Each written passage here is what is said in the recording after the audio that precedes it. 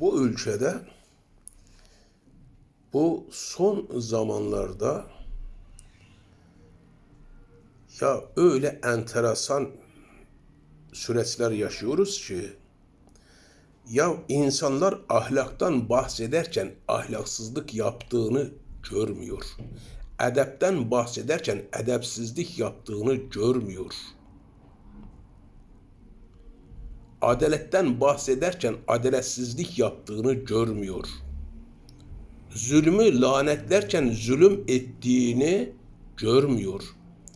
İftirayı lanetlerken iftira ettiğini görmüyor.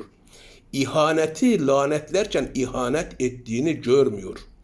Kendisinin görmediği yetmiyor, bir de insanların da görmediğini zannediyor. Hitap ettiği insanların da görmediğini zannediyor. Böyle bir acayip bir süreç yaşıyoruz ya.